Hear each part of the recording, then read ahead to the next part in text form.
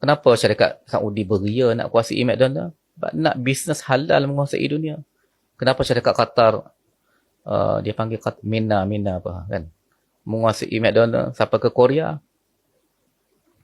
nak menguasai industri halal. Siapa yang untung? Supplier ayam halal kan, supplier daging halal, dan dia orang akan bayar zakat balik. So zakat kembali kepada fakir miskin semula. So banyak je lagi company yang patut boycott, tapi dia orang memang 100% bukan Islam pun. 100% bukan Islam. Kenapa kadang-kadang fokus ke 100% Islam? Kadang-kadang jelas support pun ada kan, tapi sebab kita rasa kita nak pakai, kadang-kadang kita buat alasan macam-macam lah. So macam contoh kalau company syarikat, kalau company korporat ni, bila dia kena bayar zakat tu? Ikut masing-masing dia ada dia punya tahun perniagaan masing-masing. Okey, contohnya? So ikut tahun perniagaan lah. Bila dia tutup akaun, kata dia tutup bulan Jun, tutup akaun sebab buat audit semua tu, dia bayarlah zakat kan. So kalau dia tutup bulan 3, bayarlah zakat. So dia kena bayarlah 2.5% daripada dia bayar untuk tahun lepas? Zakat keuntungan tahun lepas lah. So saya macam untuk pendapatan, kita kena bayar tahun tu untuk tolak tahun depan tu.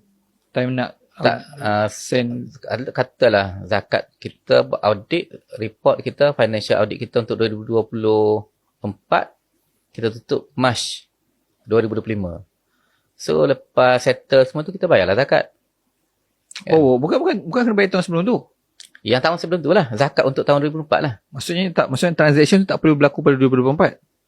Tak semestinya, sebab ini syarikat zakat korporat ni dia kena tengok, dia kena kira semua tu kan, audit dulu. So dia berbeza dengan pendapatan lah. Pendapatan kena bayar tahun yang sama kan? Zakat pendapatan kena bayar ikut tahun yang sama lah. Untuk dia tolak masa. Tapi biasanya orang bayar hujung tahun lah kan.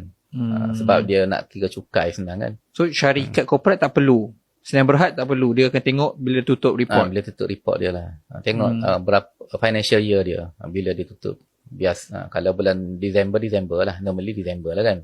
Kalau bulan Jun lah. Cuma dia tengok keadaan masing-masing, company tu masing-masing. Ada ke cara sebenarnya, ada tak orang buat macam ni? Saya terfikir,